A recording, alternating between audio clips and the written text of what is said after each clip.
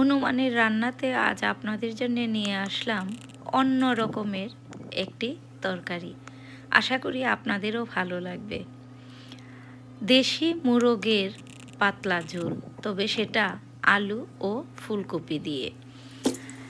মুরগিগুলো এরকম টুকরো টুকরো করে কেটে নিয়েছি। আপনাদেরও যার যেমন টুকরো পছন্দ সেই অনুযায়ী টুকরো করে নেবেন। তারপর মুরগের মাংসটা ভালো করে ধুয়ে পানি ঝরিয়ে নিয়েছি। এবার তাতে হলুদ গুঁড়ো, মরিচ গুঁড়ো, জিরার গুঁড়ো, পরিমাণ মতো লবণ এবং সামান্য তেল দিয়ে আমি মাংসগুলোকে খুব ভালো করে মেখে নেব। মাংসটা ভালো করে ধুয়ে মেখে তারপর আমি 20-25 মিনিটের জন্য মাংসটা রেখে দেব। আর এদিকে আমি ফুলকপি, টমেটো এবং আলু কেটে নেব।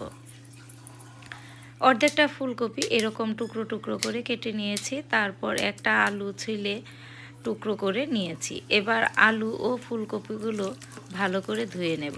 ফুলকপিতে সাধারণত পোকা থাকে, তাই ফুলকপিগুলো এভাবে জলে দিয়ে তারপর সামান্য একটু লবণ দিয়ে ভিজিয়ে রাখলে যদি ফুলকপির ভেতরে কোনো পোকা থাকে তাহলে সেটা বেরিয়ে আসবে। প্যানে তেল দিয়ে দেব। তেল দেওয়ার পর তারপর তাতে আলুর টুকরোগুলো দিয়ে দেব। আলুর টুকরোগুলো দিয়ে একটু নাড়াচাড়া করে তার মাঝে হলুদ গুঁড়ো ও সামান্য মরিচ গুঁড়ো দিয়ে দেব। হলুদ ও মরিচ গুঁড়ো দিয়েছি কারণ তাহলে আলু এবং ফুলকপির কালারটা সুন্দর আসবে। ফুলকপিগুলো দিয়ে আলু ও ফুলকপি একসাথে এভাবে ভেজে নেব। সামান্য ডেকে দেব, তাহলে লবণ দিয়ে সামান্য ডেকে দেব, তাহলে আলু ও ফুলকপিগুলো সেদ্ধ হয়ে যাবে এবং ভাজা ভাজা লাল হয়ে আসলে আমি আলু ও ফুলকপিগুলো নামিয়ে নেব।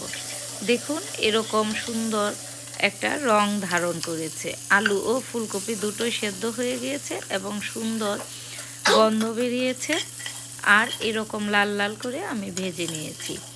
এই তেলই সাথে আরেকটু তেল মিশিয়ে নিয়ে আমি রান্নাটা শেষ করব। সামান্য আর একটু তেল দিয়ে তাতে দিয়ে দেব পেঁয়াজ কুচি। পেঁয়াজ কুচিটা হালকা বাদামি হয়ে আসলে তারপর তাতে দুটো তেজপাতা দিয়ে আর একটু নাড়াচাড়া করে নেব। পেঁয়াজ ও তেজপাতাটা যখন একটু ভাজা হয়ে আসবে তখন তার মাঝে দিয়ে দেব পরিমাণ মতো পেঁয়াজ বাটা। পেঁয়াজ বাটাটা তেলের সাথে নাড়াচাড়া করে ভালো করে মিশিয়ে নেব। পেঁয়াজ বাটা থেকে যখন কাঁচা গন্ধ চলে যাবে তখন তার মাঝে দিয়ে দেব রসুন বাটা, আদা বাটা। আদা বাটা ও রসুন বাটাটা ভালোভাবে এরকম করে নাড়াচাড়া করে ভেজে নেব। এদিকে আমি 4টা টমেটো নিয়েছি, টমেটো কেটে নেব। তবে আমি এখানে 4টা টমেটো দেব না, 2টো টমেটো এরকম কুচি কুচি করে কেটে নিয়ে তারপর মাংসের মশলাতে দিয়ে দেব। মাংসের মশলাতে দিলে, টমেটোটা দিলে তরকারির রঙটাও সুন্দর একটা লাল রং আসবে এবং খেতেও কিন্তু ভালো লাগে। টমেটোটা দিয়ে মশলার সাথে এভাবে নাড়াচাড়া করে মিশিয়ে নেব। আর মেখে রাখা মাংসটা দিয়ে দিলাম। বাটিটা ধুয়ে যেটুকু মশলা রয়ে গিয়েছিল সেটাও দিয়ে দিলাম। এবার মাংসটাকে নাড়াচাড়া করে তারপর আমি ঢেকে দেব। চুলার আঁচটা মাঝারিতে নিয়ে নেব। পোস্তদানা ও সরিষা বাটা দিয়ে দিলাম 1 চামচের মতো, দিয়ে সুন্দরভাবে আর একটু এটাকে নাড়াচাড়া করে মিশিয়ে নিয়ে আমি এখন মাংসটা ঢেকে দেব। মাংসটা ঢেকে দেব, তারপর মাঝে মধ্যে ঢাকনাটা খুলে নাড়াচাড়া করে নেব যাতে মাংসটা নিচ দিয়ে ধরে না যায়। মাংস যদি কখনো ধরে যায় তাহলে সে মাংস কখনোই খেতে সুস্বাদু হবে না, একটা গন্ধ বেরিয়ে আসবে পোড়া পোড়া।